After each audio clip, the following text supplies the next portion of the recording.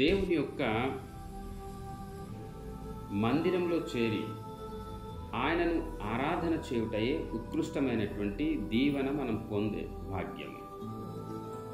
ఎన్ని మనం సంపాదించినా ఏం చేసినా కానీ దీనికంట మించినటువంటి అపూర్వమైనటువంటి అరుదైనటువంటి భాగ్యం ఇది. ఒకడు లోకమంతా సంపాదించినా కానీ అంతరిక్షానికి వెళ్ళి అక్కడ కూడాను ఎలన్ మాస్క్ లాగా మీ అందరికీ అక్కడే కాలనీలు నిర్మిస్తున్నానయ్యా అని అంత జ్ఞానం సంపాదించినా కానీ దేవుని సన్నిధికి చేరి దేవుణ్ణి కనుగొన్నట్టు మనము ఆయన్ని ఆరాధన చేయలేకపోతే అంత వృధా, ఏమీ లేదు. యేసు ప్రభువారు ఈ భూమి మీదికి ఏ కారణం చేత అవతరించడానికి వచ్చాడు అన్నది మనము కాస్త జ్ఞాపకం చేసుకుందాం. అందులో ప్రాథమికంగా మనం జ్ఞాపకం చేసుకోవటానికి మన పుట్టుకకు కారణం మనకు తెలుసా?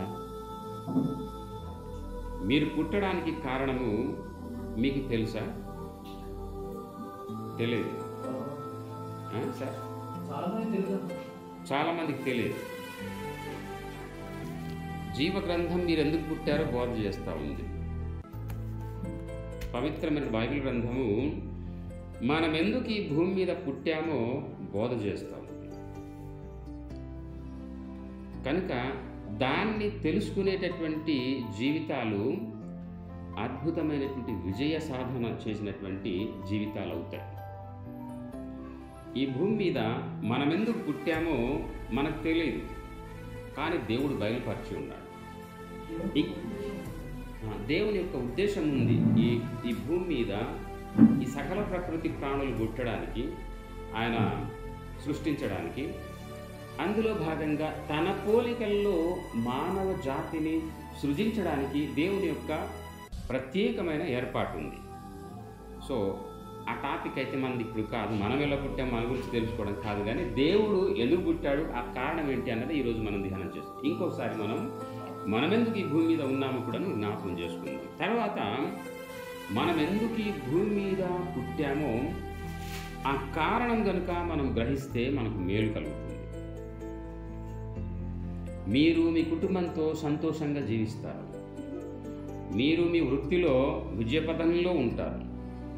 మీరు మీ ఆశ ఉద్దేశాలు గోల్ సెట్టింగ్ అంతా కూడాను దేవుడు మీకు అనుగ్రహించి ఉన్నాడు కనుక ఇది నేను ఖచ్చితంగా చెయ్యాలి కనుక అని చేస్తారు కనుక చాలా విజయభేరి మ్రోగించి ఆ జీవిత యాత్ర కొనసాగిస్తూ ఉంటారు. అర్థమవుతుంది కదండి? మనమెందుకు పుట్టామో ఈ భూమి మీద దాన్ని గ్రహించి దాన్ని చేస్తూ ఉంటే అది గొప్ప దీవెన. ఈ సందర్భంలో అలాగే యేసు ప్రభు వారి యొక్క జన్మ రహస్యము, ఆయన జన్మించినటువంటి కారణాలు కూడాను మనము గ్రహించుట మేలు. అలాగే గ్రహించినటువంటి మనము బోధింపబడినటువంటి ఉపదేశ సారముగా మనము మన జీవితాన్ని మలుచుకొనుట, ఇందాక సిస్టర్ గారు ప్రార్థన చేశారు. బోధించబడినటువంటి ఉపదేశ సారముగా మనము మలచబడుట నిజముగా దేవునికి అర్పించుకున్నట్టు అవుతుంది. నిజముగా దేవుణ్ణి ఆరాధన చేయడానికి ప్రోత్సాహపరచుట అవుతుంది. అదే కదా క్రిస్మస్ యొక్క ఉద్దేశం. క్రిస్మస్ యొక్క ఉద్దేశం అదే కదా. సో కనుక కొంత మనకు అర్థం కావాలి, మనం దేవుణ్ణి ఆరాధన చేయటానికి మాత్రమే పుట్టించబడ్డాము అన్నది చాలా సత్యం. ఆయన్ని ఆరాధన చేయటానికి మాత్రమే మనము రక్షింపబడ్డాము అన్నటువంటి చాలా సత్యం. దాన్ని గ్రహించినటువంటి మనము ఆ విధముగా మరి దేవుణ్ణి ఆరాధన చేసేటటువంటి ఆయన మన కొరకు పుట్టాడు కనుక, ఆయన మనల్ని రక్షించడానికి పుట్టాడు కనుక, మనం ఎప్పుడు కూడాను ఆయన్ని ఆరాధన చేయడానికి పుట్టాం కనుక తన వాక్య ప్రకారంగా కొనసాగించుట ఎంతైనా ఆశీర్వాదం. తానిచ్చినటువంటి ఆజ్ఞ విధులు కట్టడాల ప్రకారంగా దీన్ని కొనసాగించుట ఎంతైనా మేలు దీవెన. ఇవి గ్రహించటము మనందరికీ అసాధ్యమవుతుంది. సొలొమోను రాజు ప్రభువా ఇంత పెద్ద ఇశ్రాయేలు జనాంగానికి నేను పాలించాలంటే, పోషించి నడిపించాలంటే నా వల్ల అవుద్దా? నాకు జ్ఞానం దయచేయి ప్రభువా అని ప్రార్థించాడు. దావీదు కూడాను అలాగే 119వ కీర్తనలో 125 వచనంలో ప్రభువా నీ శాసనాలు, నీ యొక్క చట్టాలు, నీ యొక్క విధి కట్టడాలు నేను ఎరిగి జీవించడానికి ప్రభువా నీ యొక్క జ్ఞానాన్ని నాకు ప్రసాదించు అని ప్రార్థించాడు. మీరు నేను ఏ పాటి వారు? దేవుని యొక్క ఆశయ ఉద్దేశాలు నీ జీవితంలో ఆయన నెరవేర్చాలని ఒక విధి విధానం అంతా ఇచ్చాడు ప్రకటన గ్రంథంలో కదా. మనం పుట్టక మునిపే ఆయన కన్నులు మనకు చూసి మనము తల్లి గర్భంలో పిండంగా రూపించబడక మునిపే ఆయన మన వృత్తాంతమంతా రాసి పెట్టాడు జీవగ్రంథ పుటల్లో. అంతా ఉన్నాయి. నీ పడక, నీ నడక, నీ కూర్చోటం, నీ చూపు, చేత, క్రియ అంతా కూడా చూస్తున్నాడు కదా. అదే అధ్యాయంలో మొదటి నుంచి మనం చదువుకుంటే దొరుకుతుంది, అక్కడ ఉంది. కనుక దేవుని యొక్క ఉద్దేశం ఏంటంటే నిన్ను రక్షించి ఆ రక్షణను మనకు దేవుడు దయచేసినందుకు ఎల్లవేళలా ఆయన్ని స్తుతిస్తూ ఆరాధిస్తూ క్రమమైన జీవితాన్ని జీవించడమే అసలైనటువంటి క్రిస్మస్ ఆనందం మనం పొందుకోవటం. అది మన జీవితం అంతం వరకు కూడా అన్నది విశ్లేషణ. కనుక ఈ సమయంలో యేసు ప్రభువారు ఈ భూమి మీద ఎందుకు పుట్టారో టూకీగా మనము గ్రహించే ప్రయత్నం చేద్దాం.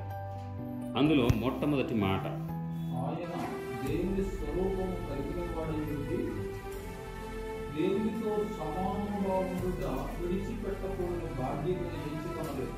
కానీ మనుష్యుల పోలికగా పుట్టి దాసుని స్వరూపమును ధరించుకొని తన్ను తానే రిక్తునిగా చేసుకుని. ఇది మన ఆరాధన తాత్య భాగంలో మనం చదువుకున్నాము. ఆయన దాసుడుగా ఈ భూమి మీదికి రిక్తునిగా చేసుకొని మరి సిలువ మరణం పొందినంతగా తండ్రి దేవునికి విధేయత చూపించడానికి భూమి మీదకి వచ్చాడు. మన జీవితాలు కూడాను అలాగే మనం ప్రభువులో నలగగొట్టుకోవటము దేవునికి ఆరాధించడం అవుతుంది. ఆయన తనకు తాను సజీవ యాగముగా సిలువకెక్కి తండ్రి దేవుని ఆరాధించాడు. అంటే ఆరాధన ఏంటో చూపించాడు ఆయన. అలాగే మనం కూడాను దేవునికి ఆరాధన చేయుట, విరిగి నలిగినట్టు హృదయం కలిగి తగ్గింపుతో ప్రభువును మనం ఆరాధన చేయటమే క్రిస్మస్. సో యేసు ప్రభు వారి భూమి మీద జన్మించుటకు కారణాలు మనం తెలుసుకుంటున్నాం. అందులో మొదటిది, రక్షణ సువార్తను ఆయన ప్రకటన చేయటానికి భూమి మీదకి వచ్చాడు. ఏమండి, రక్షణ సువార్తను ప్రకటన చేయటానికి భూమి మీదకి వచ్చాడు. మొదటి మాట, యేసు లేఖనాలు అనుసరించి ఈ భూమి మీద పుట్టడం, లేఖనాలు అనుసరించి ఆయన మరి చనిపోవటం, తిరిగి మూడవ నాడు లేవటం, తిరిగి ఆరోహణం అవ్వటం, ఆయన తిరిగి రావటం, మనలందరినీ కూడా తీసుకువెళ్ళటం, మనమందరం కూడాను యుగ యుగాలు ప్రభుతో జీవించటం, ఇదంతా కూడా లేఖనాల ప్రకారంగా జరిగింది. ఇదంతా కూడా సువార్త. హల్లెలూయా. కనుక యేసు ప్రభు వారు ఇక్కడికి ఎందుకు వచ్చారంటే ఆయన రక్షణ సువార్తను ప్రకటన చేయడానికి వచ్చాడు. యెషయా గ్రంథము 61వ అధ్యాయం మొదటి 3 వచనాల్లో ఉంది, ప్రభువగు యెహోవా ఆత్మ చదువమ్మా.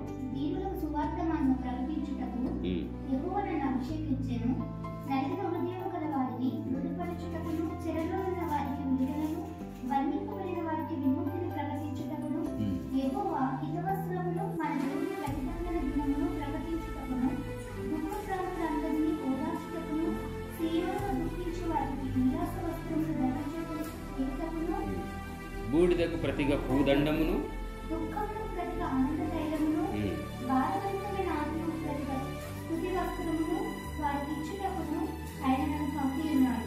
రకరకాలైనటువంటి బంధకాల్లో బంధింపబడినటువంటి వారికి విమోచన, విడుదల కలిగించడానికి దేవుని యొక్క ఆత్మచేత నింపబడినటువంటి యేసు రూపం మన మధ్యకు ఆయన శరీరధారిగా అవతరించాడు. హల్లెలూయా.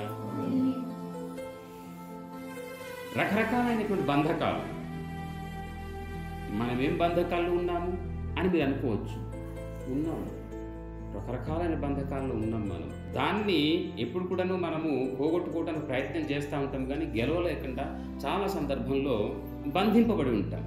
ఉదాహరణకి ఒక చిన్న బంధకం. ఒక యజమాని ఒక ఆఫీస్లో ఆయన ఆఫీస్కి వెళ్ళేటప్పుడు ఎప్పుడు కూడాను కిల్లి వేసుకునేవాడట. ఆఫీస్కి రావటం, అక్కడ మనం చూసేసి వెళ్ళడం.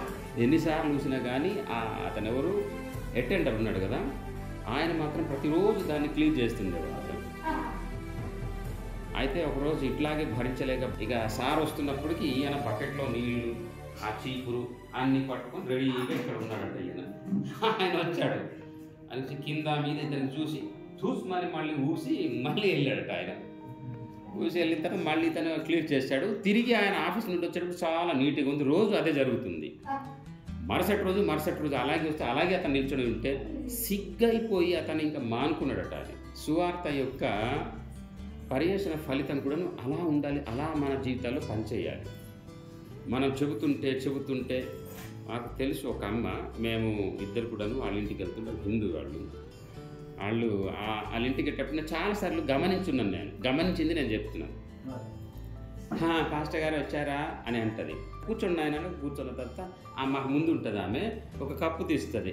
పాస్టర్ గారు పిల్లలంతా ఎలాగన్నారు బాగున్నారా అంటది. ఆ పక్క నుంచి ఒక సున్నం తీస్తుంది, ఒక ఆకు తీస్తుంది, పెడుతుంది. ఇలాగ ఎలాగన్నారా అయ్యా మరి అందరు కూడా బాగున్నారా అని మంచిగా మాట్లాడుతూ ఉంటుంది. మాట్లాడుతూ నాకు కలిపేసి ఇట్లా పెట్టుకొని ఏం మాట్లాడుతుందో కూడా మాకు అర్థం కాదు చాలా సందర్భంలో. అమ్మ ఏంటమ్మా ఏంటి మాట అంటే ఇక అది ఉంటుంది కదా, ఇలాగ అంటుంటుంది. మరి ఆమె ఎక్కడ దొరికావు తల్లి, ఎప్పుడు నీకు ఈ మారు మనసు వస్తుంది ప్రభువా అని నేను అనుకోవడం, ప్రార్థన చేయటం, వాక్యం చెప్పి వచ్చాడు. ఇదే అంతా జరుగుతూ ఉంటుంది. అలాంటి వారిలో నిరంజన్ గారు నిన్న వస్తున్నారు, రెగ్యులర్గా వస్తూ ఉన్నారు. ఆయనలో కూడా చాలా గొప్ప మార్పు. యేసుప్రభు అంటే యేసుప్రభు గురించి నాకు అసలు చెప్పొద్దు అనేవాడు ఆయన. సార్ మీరు యేసుప్రభు దగ్గరికి వస్తే ఇవన్నీ కూడాను మానేస్తారని మీరు రావట్లేదు కదా అనేసి అంటే ఒక్కసారి అంటే ఇలాంటి వాళ్ళందరూ కూడా ఒక్కసారి మానలేరు, కానీ క్రమేపీ మానలేరు. సో అట్లాగా ఈ సువార్త యొక్క మరి అద్భుతమైన ఫలితం ఏంటంటే ప్రభు మనకు అది ఆదేశించాడు కనుక ఈ రకరకాలైన చిన్న బంధకాలు ఇవి మనకు తెలియదు. చిన్న బంధకాలు మనం ఇలా బంధింపబడి ఉంటాం.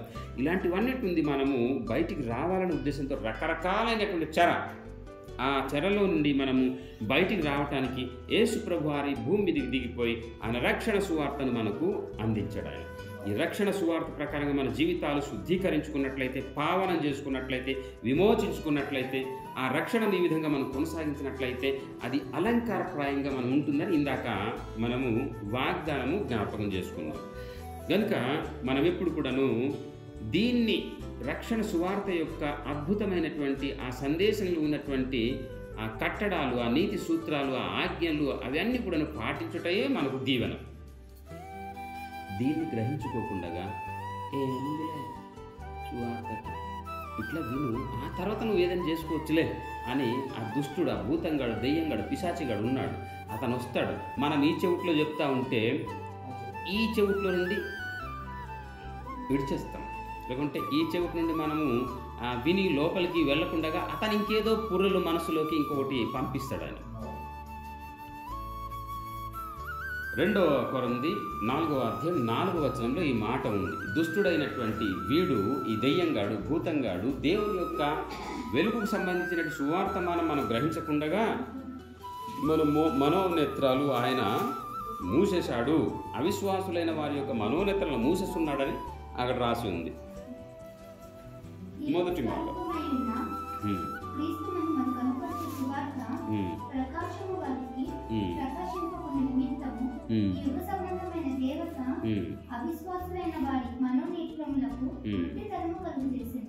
అది అన్నమాట. అంటే ఎవరు ఉల్లంఘన చేస్తారు దేవుని యొక్క ఆదేశ సూత్రాలు, దేవుని యొక్క విధి కట్టడాలు, దేవుని యొక్క సువార్తమానం ఎవరు వినరు, ఎవరు ఉల్లంఘిస్తారంటే అవిశ్వాసపు ఆ కనుసన్నల్లో ఉన్నటువంటి వారు, అవిశ్వాసపు తెరలో ఉన్నటువంటి వారు దేవుని యొక్క సువార్తమానానికి గుడ్డితనము కలిగించుకున్నట్లుగా కళ్ళు లేని కాబోదలో చెవిటోళ్ళలాగా అట్లాగా ఉండిపోతారు. వాళ్ళు పాడర దాసరి లచ్చన్న. సో కనుక ప్రభునందుకు దేవుని కుటుంబమా, రక్షణ సువార్త ప్రభువారు ప్రకటన చేయడానికి ఇక్కడికి వచ్చారు. ఆ రక్షణ సువార్త మనం నమ్మిక ఉంచి ప్రభువును వెంబడించినట్లయితే నిత్య జీవం యొక్క అలంకరణ మనకు ఉంటుంది. 2వ మాట ఏంటంటే ఆయన ఎందుకు ఈ భూమి మీద పుట్టడానికి అవతరం చేయడానికి వచ్చారు అని అంటే ఆయన దేవుడని రుజువు చేసుకోవటానికి ఈ భూమి మీదకి వచ్చాడు. ఆయన మీరందరూ కూడాను మరి చెట్టుకు పుట్టకు వీటికి వాటికి అది ఇది దీనికి అది ఈ దెయ్యంకి ఆ భూతంకి ఆ పిశాచికి మొక్కడం కాదు. వాళ్ళు నీకు ఏదైనా ఇవ్వచ్చు, వాళ్ళు నీకు ఏదైనా చెయ్యొచ్చు. మా ఊర్లో జరిగిన సంఘటన నీకు ఒక మాట చెప్పుకున్నా. ధనలక్ష్మి పెంచుతుండేవాళ్ళు. అయితే ఈ ధనలక్ష్మి అతనికి చాలినంత డబ్బు, ధనము, ఐశ్వర్యం ఇచ్చింది. లోక అధికారం తనదే కదా, దేవుడు అప్పగించాడు అధికారం. కనుక డబ్బు, ధనం అంతా ఇస్తే ఎక్కడ పడితే అక్కడ వాళ్ళకి బిల్డింగ్లు, ఎక్కడ పడితే వాళ్ళకి బంగారం, వెండి, నగ, నట్ర అంతా. మా ఊర్లో జరిగిన సంఘటన నేను చెప్తా ఉన్నాను. ఈ దెయ్యం భూతం రావటం, మా ఊర్లో గాజులో అని ముసలోడు ఉండేవాడు. అతను మచ్చిన టైంలో ఈ మహానుభావురాలు వచ్చేయటమే గాజులు తొడగటానికి. గాజులు తొలగేసి మళ్ళీ ఇంట్లోకి వెళ్ళిపోవడమే. మీ పాప వేస్తుందయ్యా, అమ్మ డబ్బులు కానీ అతను కాసు ఉంటే మా పాప. ఈమెకు ఫస్ట్ టైంలో గుర్తు తెలియలేదట. ఆ తర్వాత ఆమె లోపల అని అంటే, ఓ మా పాప కరెక్టేనండి, ఎంత అట్లా ఆమెకు అంత బాగా వాళ్ళు ఆరాధన చేస్తుండేవాళ్ళు. అలా ఆరాధన చేసి చేసి చేసి చేసి ఒకరోజు నీ పెద్ద కొడుకు కావాలని అడిగిందట. కుదరదు కుదరదు అని అంటే రేపు ఫట్, ఎల్లుండి ఫట్, ఒక్కొక్కడికి లేపేసింది. మనకి ఏం కావాలో వాళ్ళన్నీ కూడా ఇస్తారండి, ఇస్తారు. కానీ అలాగే మన ప్రాణాన్ని కూడా తీసేసుకుంటారు. అంటే ప్రాణం తీసే హక్కు, అధికారం వాళ్ళకు ఉంటుందా అని అంటే ఉండదు. కానీ అట్లా అలాంటి ఆ ట్రాన్స్లోకి మనకు తీసుకెళ్ళి చంపేస్తారు వాళ్ళు. మనం ఉండడానికి ఆస్కారం లేకుండా చేస్తారు వాళ్ళు. నేను ఎందుకు ఈ మాటలని చెప్తున్నానంటే, భూతము, దెయ్యాలు, పిశాచులు లేవంటే ఉన్నాయి, బైబిల్ గ్రంథం మనకు సెలవిస్తుంది. సో వీళ్ళందరూ కూడాను దేవుని యొక్క అత్యంతమైన శక్తిని మనము గ్రహించలేక ఉండటానికి, ఆ దేవుని యొక్క రక్షణ కొనసాగించలేకుండా చేయటానికి ఇలాగా వాళ్ళు అడ్డంకాలు చేస్తూ ఉంటారు. ఈ రక్షణ విధానాన్ని మనం కొనసాగించకుండా, ఆయన దేవుడని నమ్మిక ఉంచకుండా ఏదోలే అన్నట్టుగా వీళ్ళు చేస్తూ ఉంటారు. చేయటానికి ఇలాంటి పనులన్నీ కూడాను, కార్యకలాపాలు మన జీవితాల్లో కూడాను వాళ్ళు కొద్దిగా మనము అవకాశం ఇచ్చామనుకోండి, ఎర చేయిస్తే మండంతా మింగేటోళ్ళు ఉన్నారని మన తెలుగులో సామెత ఉంది. అలాంటి టైప్ ఈ దెయ్యం గాడు, పిశాచిగాడు. మన దేవుడు రుజువు చేసుకోవటానికి ఆయన ఈ భూమి మీదకి వచ్చాడు. మనము ఈరోజు యేసు ప్రభు ఈ భూమి మీద పుట్టడానికి కారణం ఏంటి అని మనం అనుకుంటున్నాం కదా. లూకా సువార్త 2వ అధ్యాయం 10-11 వచనంలో ఈయన ప్రభు అయిన దేవుడు అని రాసి ఉంది. ఈయన, మీరు వినేసేయండి, మీకు అన్నీ తెలుసు, ఈయన ప్రభు అయిన దేవుడు అని రాసి ఉంది. తర్వాత ఇంకొక మాట, అపోస్తుల కార్యం 4వ అధ్యాయం 12వ వచనంలో ఈ నామంలోనే మీకు రక్షణ ఉంది. అంటే ఆయన రక్షకుడుగా పుట్టాడు కనుక ఆ నామంలోనే మీకు రక్షణ కలదు, ఆయన రక్షించు దేవుడు అని రాసి ఉంది. హల్లెలూయా. రక్షణ తెచ్చినటువంటి దేవుడు, రక్షించినటువంటి దేవుడు, ఆయనే ప్రభు అయి ఉన్నటువంటి దేవుడు నీకు నాకు మాత్రమే కాదు, సర్వలోకంలో ఉన్నటువంటి ప్రజలందరికీ ఆయన దేవుడై ఉన్నాడు. అపోస్తుల కార్యం 10వ అధ్యాయము 36వ వచనం. ఒకరోజు యేసు ప్రభు వారి యొక్క శిష్యులు కపెర్నహూమునకు పడవ పైన ప్రయాణం చేస్తూ ఉన్నారు. పెద్ద గాలి తుఫాను వస్తే ఆ సముద్రం మీద నడుచుకుంటూ వెళ్ళి తుఫాను, గాలి, ఆ వర్షం అంతా ఆపేసి వాళ్ళకి శాంతి జీవనం ఇచ్చి మరి ఆ చేరాల్సిన గమ్యస్థానానికి చేర్చాడు. అంటే దాని అర్థం ఏంటంటే ఆయన రుజువు అయినటువంటి దేవుడు. ఏంటి రుజువు? ఈ ప్రకృతి, ప్రాణులు ఇవన్నీ కూడాను ఆయనకు లోబడుతున్నాయని ఆయన రుజువు చేశాడు. అక్కడ లాజరు చనిపోయాడు, బతికించాడు. అంటే మరణం కూడాను తనకు లోబడుతుంది అన్నది రుజువు అన్నమాట. జబులూను దేశం, సిరియా ప్రాంతం అంతట్లో కూడాను వాళ్ళు ఇలాగ గాఢాంధకారంలో, మరణఛాయ ప్రదేశంలో వాళ్ళు ఉన్నారు. అప్పుడు ఈ అరుణోదయంలాగా యేసు ప్రభు వారికి ప్రత్యక్షమై ఆ జీవపు వెలుగు వారికి దేవుడు అనుగ్రహించాడు అని మత్తయి సువార్త 4వ అధ్యాయం 16వ వచనంలో రాసి ఉంది. ప్రవక్త అయిన యెషయా గ్రంథంలో 60వ అధ్యాయంలో మొదటి 2 వచనాల్లో లెమ్ము తేజరిల్లుము, నీ మీద దేవుడు ఉదయించాడు, వెలుగు విరగలిగింది, ఆ తర్వాత నీ మీద తన మహిమ కుమర్చబడింది అనే ప్రస్తావన కూడాను అక్కడ రాసి ఉంది. హల్లెలూయా. కనుక దేవుడు, నేనే వెలుగై ఉన్నటువంటి దేవుణ్ణి, నేను రక్షించే దేవుణ్ణి, నేను సమస్తాన్ని శాసించే దేవుణ్ణి, మరణించిన వారికి కూడా తిరిగి బ్రతికించగలిగేటటువంటి పునరుత్థాన శక్తి కలిగినటువంటి వాడని నేను. అదే కదా తనకు తాను రుజువు చేసుకోవటానికి ఈ భూమి మీదకి ఆయన ప్రత్యక్షపరచుకోవటానికి ఆయన దర్శనమిచ్చాడు. ఆయన 3వ మాట మనం అనుకున్నట్లయితే ఈ భూలోకంలో తన యొక్క పరలోక రాజ్యాన్ని స్థాపించడానికి వచ్చాడు. దానియేలు గ్రంథంలో 2వ అధ్యాయంలో 44వ వచనంలో ఈ ప్రవచనం ఉంటుంది. పరలోకమందున దేవుడు భూలోకానికి దిగిపోయి ఆయన ఒక రాజ్యం చేస్తాడు. అది ఎల్లా కాలం యుగయుగాలు ఉంటుంది. దానికి ఎన్నటికీ నాశనం కలుగదు. దాన్ని పొందినటువంటి వారికి అందున్నటువంటి స్వాస్థ్యం అంతా కలుగును అని రాసింది. హల్లెలూయా. ఎలన్ మాస్క్ పెద్ద గ్రహంలో కాలనీలు నిర్మాణం చేసేస్తాను అని అన్నాడు ఆయన. అమెరికా దేశానికి అమెరికా వెళ్ళాలంటే 24 గంటలు, ఏమంటే ఇప్పుడేమంతైనా ఇంకా ఎక్కువ సమయం పడుతుందట. కానీ ఎలన్ మాస్క్ ఉన్నాడు కదా, ఎలన్ మాస్క్ ఒక రేఖ తయారు చేస్తాడట, అందులో గంటలోనే వెళ్ళిపోతారట. 45 నిమిషాల్లోనే అమెరికా దేశానికి వెళ్ళిపోయే వెసులుబాటు కలిగిస్తున్నాడట ఆయన. సరే, అంత బాగుందండి. పైన ఉన్నటువంటి యెరూషలేము పరలోకానికి ఎవరైనా వెళ్ళగలుగుతారా? ఎవరు పోలేరు. అక్కడికి వెళ్ళడానికి ఏ శాస్త్రజ్ఞుడు కూడా ఏం కూడా కనిపెట్టలేడు కూడా. ఎందుకంటే అది అనంతమైనటువంటి దూరంలో ఈ ఆకాశము, మహా ఆకాశము, గ్రహాలు, ఉపగ్రహాలు, నక్షత్రాలు, ఆ పైన ఎక్కడో, అది చాలా రోజుల క్రితం ఈ అమెరికా వాళ్ళు హబుల్ టెలిస్కోప్ ద్వారా కనుగొన్నట్టు అక్కడ పెద్ద ఒక వెలుగుతున్నటువంటి నగరాన్ని కనిపెట్టారట. బాగతి బాగతి బాగతి అనుకునేటప్పుడు మేఘం వచ్చి దానికి అడ్డేసిందట. వీళ్ళు మరి కనుగొనలేకపోయినారట వీళ్ళు అని రాశారు. మరి అది స్టేట్మెంట్ ఉంది. మరి అక్కడికి ఎవరండి వెళ్తారు? ఎవరు వెళ్ళలేరు, ఎవరు దిగలేరు. ఎందుకంటే మొన్న మన ఎవరు అంతరిక్షానికి వెళ్ళారు, ఒక ఆమె వెళ్ళింది, సునీత విలియమ్స్. ఆడికి వెళ్ళిపోయి ఇప్పుడు వస్తుంది, వచ్చింది అప్పటి ఇంతకామె రాదు. వస్తుందా? గ్యారంటీ తెలియదు. ఎందుకంటే ఈ భూమికి గురుత్వాకర్షణ శక్తి ఉందండి కొన్ని కిలోమీటర్ల మేరకు. ఆ పైకి వెళ్ళిన తర్వాత అక్కడ అంతే ఉండిపోవడమే. అక్కడ కిందికి రావడానికి ఇంకా ఆస్కారాలు లేవు. వీళ్ళు తయారు చేసిన దాంతో వెళ్ళాలి, రావాలి. అదే అన్నమాట సంగతి. కనుక ఇప్పుడు మనం ఆలోచన చేసినట్లయితే ఇక్కడికి వెళ్ళి ఆమె ఇంకా ఇక్కడికి రాలేదు. ఇంకా ఆమె అక్కడ చిక్కిపోయింది, ఆమె ఉండిపోయింది. ఉందా? బెస్ట్, గుడ్, మంచిది. ఆమె సురక్షితంగా రావాలని ప్రార్థన చేద్దాము. నేననే మాట ఏంటంటే, ప్రభువే ఈ లోకంలో ఒక పరలోక రాజ్యాన్ని సృజించాడు, ఆయన స్థాపించాడు. ఆయన ఎందుకు స్థాపించాడంటే, మీరు నేను బాగా డబ్బులు సంపాదించి ఎలన్ మస్క్ లాంటి వాళ్ళకి డబ్బులు ఇచ్చినా కానీ అదేదో ఆయన గ్రహానికి తీసుకెళ్తాడు, పరలోకం మాత్రం తీసుకువెళ్ళలేడు ఆయన. సరే, మనమే కనిపెట్టింది, మనమే ఇంధనం పోసి వెళ్తున్నాం, మధ్యలో ఆగిపోయింది అనుకో, మన బతుకులు అంతే కదండి. కానీ యేసు ప్రభు వారు తయారు చేసినటువంటి పరలోక రాజ్యంలో నువ్వు ఉంటే, ఆయన వచ్చిన సమయం అందున ఈ పరలోక రాజ్యం అలా వెళ్ళిపోతుంది. అవునా లేదా? రెప్పపాటున ఎత్తబడతాం మనం. కనుక మనం అక్కడికి వెళ్ళలేము. మనం తయారు చేసుకున్న ఇంధనాలు అక్కడికి చేర్చజాలవు. మనకున్నటువంటి పరిజ్ఞానం అంతా కూడాను ఏవి కూడా పరలోకం చేర్చజాలవని యేసు ప్రభువే ఇంధనం అనేటువంటి తన యొక్క రక్తాన్ని కాచి మనకు శుద్ధులుగా చేసి ఆ పరలోక రాజ్యం అనే ఈ గ్రహంలో పెట్టి ఈ గ్రహాన్నే దేవుడు ఎత్తుకొని తీసుకెళ్ళడానికి ఆయన్ని సర్వసిద్ధం చేశాడు దేవుడు. హల్లెలూయా. అందుకొరకే యేసు ప్రభు వారి భూమి మీదకి వచ్చి ఒక పరలోక రాజ్యాన్ని స్థాపించాడు. ఈ పరలోక రాజ్యంలో నీవు నేను మనం ఉంటే గనుక ఏం జరుగుద్ది అని అంటే,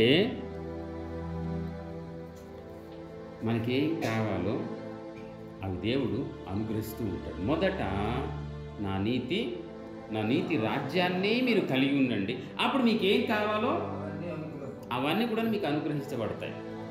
నిజమండి, నా జీవితంలో మాత్రము అక్షరాలా జరిగిస్తూ ఉన్నాడు.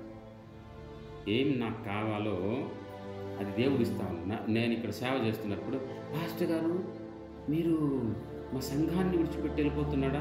మీకు గడ్డం పెరిగిపోద్దండి, మీకు జుత్తు పెరిగిపోద్దండి, మీరు ఎక్కడ ఇలా కట్టుకుంటారండి, టక్కు టైలు ఏముండవండి అని అన్నారు. బయటికి వచ్చిన తర్వాత దేవుడు అద్భుతంగా నడిపిస్తూ ఉన్నాడు.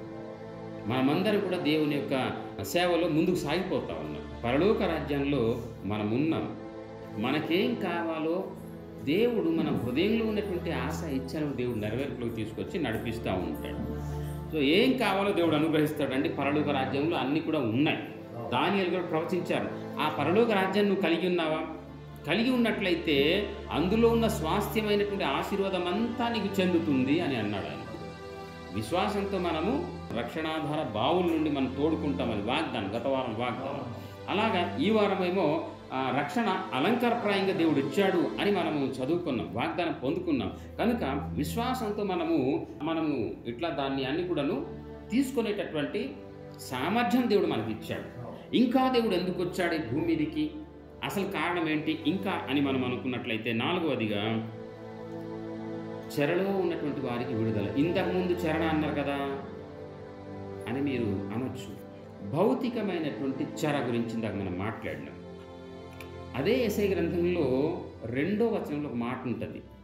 ఆ మాట ఏంటంటే యెషయా 61లో 2వ వచనము బహుశా చూడండి. అక్కడ యెహోవా హితవత్సరము ప్రతిదండన దినము. ఏమండి ఇది చెర. ఏంటంటే నువ్వు దేవుని మాట వినలేదనుకోండి, తప్పకుండా అంటే అది ఏ చెర అంటే నరకానికి సంబంధించినటువంటి చెర. ఆయన హితోపదేశం చేస్తున్నాడు, తన సువార్తమానాన్ని ఇచ్చాడు, తన రక్షణ వార్తను ప్రకటించాడు ఆయన. నువ్వు గనుక నేను గనుక ఆ యొక్క సువార్తను విని ఈ విధంగా మనము ఒకరోజు ఆయన వస్తాడు, మనం అదే బ్రతుకుతూ ఉంటే ఆయన హితోపదేశం దండన కూడా ఉంది అని అక్కడ రాయబడింది. ఎలా ఉందమ్మా ఒకసారి చదువు అది. యెహోవా హితవత్సరమును మన దేవుని ప్రతిదండన దినమును ప్రకటించుటకును చాలు. ఇదిగో ఆ 2వ రాకడకు సంబంధించినటువంటి ఆ తీర్పు, నరకానికి వెళ్ళగొట్టేటటువంటి, లేకుంటే నువ్వు చేసిన దానికి ప్రతిఫలం ఇచ్చేటటువంటి ఆ రోజు కూడాను ప్రకటించడానికి యేసు ప్రభువారి భూమి మీదకి వచ్చారు. కారణం, ఆయన వచ్చిన కారణం మనం తెలుసుకున్నాం. ఇంకా ఇంకొక రెఫరెన్స్ కూడా మనం చూడొచ్చు. అది ఇంతకుముందు వారం మనము గమనించాం. యెషయా గ్రంథము 61వ అధ్యాయంలో 3వ వచనంలో చిట్ట చివరి లైన్లో ఉంటుంది ఆ మాట. ఒకసారి చూడండి. తన వాగ్దాండము చేత లోకమును కొట్టును. తన వాక్కు చేత ఆయన వాక్యము 2 అంచుల ఖడ్గము. వినేటటువంటి వారికి చక్కగా అది నిర్మాణం చేస్తుంది, కళాఖండంగా నిర్మాణం చేస్తుంది. వినకపోయేటటువంటి వారికి చెక్కుతుంది. సో ఇక్కడ ఆ చెక్కుడు ఒక ఎత్తు అయితే, తర్వాత చెక్కుడు ఇంకా ఘోరంగా ఉంటుంది. దేవుని యొక్క మాటల చేత చెక్కబడలేదు, దేవుని యొక్క వాక్కు చేత నువ్వు శుద్ధీకరించబడలేదు. ఈ కారణమంతా చెప్పడానికి ఆయన వస్తే ఆ మాట నువ్వు వినట్టుగా అలాగే ఉండిపోయినావు. అప్పుడు ఆ హితోపదేశం అక్కడ యెషయా గ్రంథం 61లో ఉన్నటువంటి మాట ప్రకారంగా ఆయన దండన అక్కడ ఇస్తాడు. అది చెర, పనిష్మెంట్ అయిపోతుంది. అది ఆలోకం, నరకం ప్రాప్తమవుతుంది. వాగ్దాండము చేత సరిచేయటానికి ప్రభువారు వచ్చారు. కారణం, వినకపోతే దండన తప్పదు. ఇలా మనం ఇంకా మాట్లాడుకుంటూ పోతే చాలా మనం జ్ఞాపకం చేసుకోవచ్చు. సో కనుక ప్రభువు వచ్చినటువంటి కారణాలు చాలా ఉన్నాయి, కొన్ని కారణాలు ఉన్నాయి. అందులో నేను టూకీగా ఇంకా చెప్పేస్తాను, రెఫరెన్స్ ఏం లేకుండా నార్మల్గా చెప్పేస్తాను. 5వది మనం అనుకున్నట్లయితే మానవ జాతిని తన స్వభావంలోకి మార్చడానికి యేసు ప్రభు వారు ఈ భూమి మీదకి వచ్చారు. మనకు అర్థం అవ్వాలంటే, తొలి దినంలో దేవుడు ఎలా మనకు చేశాడు? ఆత్మరూపేణ చేశాడు, తన పోలికల్లో చేశాడు. ఇప్పుడు మనం ఎలా ఉన్నామంటే దేహంతో ఉన్నాం. మనం చేసుకున్నదే ఈ మట్టి దేహంలో తన యొక్క జీవాత్మ పోయేగా మనమందరం కూడా జీవాత్మగా చెలించాము. ఆయన రూపురేఖల్లో మనము మహిమదేహంతో అప్పుడు ఉన్నాము. కానీ జరిగినటువంటి తంతు వంక ఇదిగో మట్టికి సమర్పించాల్సినటువంటి పరిస్థితి మనకు ఏర్పడింది కదా. సో ఇప్పుడు ఆయనే గనుక మన లోపల వసిస్తే మనం ఆయనలాగే ఉంటాం. ఒక్క వచనం చదువుతాం. రోమపత్రిక 8:9. దేవుని యొక్క ఆత్మ మీలో నివసించిన ఎడల మీరు ఆత్మ స్వభావము గలవారే గాని ఆమె అర్థమైపోయింది, చాలా క్లియర్. ఆయన ఆత్మదేహంతో దేవుడు మనల్ని సృజించాడు. ఇప్పుడు మనం ఎలా ఉన్నామంటే ఇదిగో ఇలా ఉన్నాం. సో ముందు మనం ఆత్మదేహంతో మహిమదేహంతో ఉన్నాం. దాన్ని పోగొట్టుకున్నట్టు మనకు ఆయన తిరిగి అదే ఆత్మదేహాన్ని ఇవ్వటానికి భూమి మీదకి వచ్చాడు. రోమపత్రిక దేవుని యొక్క స్వభావము మన లోపల ఇలాగా ఆయన పరిణతి మనం చెందాలంటే ఏం చేయాలి అని అనుకున్నట్లయితే యోహాను సువార్త 6వ అధ్యాయం 63వ వచనం మనకు తెలియజేస్తుంది. ఏమంటే దేవుని యొక్క మాటలు జీవము ఆత్మనై ఉంది అని తెలియజేస్తా ఉంది. సో దేవుని యొక్క మాట ప్రకారంగా నువ్వు జీవించడమే ఆత్మదేహాన్ని సంతరింపజేసుకోవటం, దాని ఉద్దేశం అది. ఏమండి? హల్లెలూయా. దేవుని యొక్క మాటలు విని ఆ ప్రకారంగా జీవించడం అంటే ఆ మాటలు అందుకే రాజైన దావీదు, దేవా నీ యొక్క మర్మాలని గ్రహించడానికి, నేను నీ స్వభావం ఉండడానికి, లేకుంటే నీ కట్టడాలను నేను అనుసరించడానికి, నీ విధి ఆజ్ఞలన్నీ కూడా నేను అనుసరించడానికి నన్ను సహాయం చేయి, నీ ఆత్మజ్ఞానాన్ని నాకు ప్రసాదించు. ఆయన ప్రార్థన చాలామంది మన వాళ్ళు ప్రార్థన చేశారు. ఈరోజు ఇప్పుడు కూడా ఇదే మాట మనకు తెలియజేస్తుంది. మనము ఇలా బ్రతకడం కాదు, ప్రభు యొక్క దేవ స్వభావాలు మనం బ్రతకడానికి ఈ భూమి మీదకి ఆయన వచ్చాడు. అది రీజన్, అది కారణం. కనుక అలాంటి అనుభవంతో యేసు ప్రభువును ఆరాధన చేయటమే క్రిస్మస్ ఆరాధన అనిపించబడుతుంది. మనం ఆత్మదేహంతో ఉన్నాము, ఆత్మతో సత్యముతో ఆ ప్రభువును ఆరాధన చేస్తే అది క్రిస్మస్ ఆరాధన అవుతుంది. దేవుడు ఆత్మ, మనల్ని సృజించాడు. ఆత్మదేహంతో దేవుడు మనల్ని సృజించాడు. ఆ జీవాత్మ మనకు పంపించాడు. దేవుని యొక్క మాట పెడచెవి పెట్టి మళ్ళీ మనం ఈ దేహాన్ని సంతరింపజేసుకున్నాము. కానీ ఆయన ఏం చేయడంటే రీజన్ ఏంటంటే దిగిపోయి ఆయన, సరేలే నువ్వేదో చేసావు కానీ ఇప్పుడు నేను క్షమించాను, నా యొక్క మాటలన్నీ నీ హృదయంలో నింపుకున్నట్లయితే నువ్వు నాలాంటి స్వభావంకి వచ్చేస్తావు సుమా. నేను మీతో చెప్పి ఉన్న మాటలు ఆత్మయు జీవమునై ఉన్నది. హల్లెలూయా. దేవుడు చెప్పే ప్రతి మాట ఆత్మ జ్ఞానాన్ని కలిగించే బోధ ఉపదేశమై ఉంది, హితోపదేశమై ఉంది. దాన్ని మనం ఉల్లంఘిస్తే ఎలా? ఆయన రూపం మనలో ఉండాలంటే దేవుని యొక్క మాటలతో మనం నింపబడాలి, ఆ ప్రకారంగా జీవించాలి కదా. అబ్బా తండ్రి మనం అని దేవుని పిలవటానికి ఆత్మదేవుని మన యొక్క హృదయంలోకి తండ్రి పంపించడని గలాతీ పత్రిక 4వ అధ్యాయము 6వ వచనంలో రాసి ఉంది. మరియు మీరు కుమారుడై ఉన్నందుకు నాయన తండ్రి అని మొర్రపెట్టు, తన కుమారుని ఆత్మను దేవుడు మన హృదయంలోకి పంపించాడు. కనుక దేవుని యొక్క ఆత్మచేత మనం బ్రతుకుతున్నటువంటి అనుభవంలో ఉండి ఆ సత్యదేవునికి, ఆ యథార్థ దేవుని, ఆ సృష్టికర్త అయినటువంటి ఈ భూమికి వచ్చినటువంటి యేసు ప్రభువునకు మనము ఆత్మతో, సత్యముతో, యథార్థముతో, జ్ఞానముతో ఆరాధన చేయటమే క్రిస్మస్ యొక్క అలంకరణలో ఉన్నటువంటి ఆశీర్వాదం అంతా కూడా మనం అనుభవించటము, సంతోషించడం. అలాంటి గొప్ప కృపాభాగ్యము మనందరి జీవితాలకు దేవుడు సమృద్ధిగా ఈ క్రిస్మస్ సీజన్లో అనుగ్రహించి దీవించి సహాయపడి నడిపించునుగాక. ఆమేన్.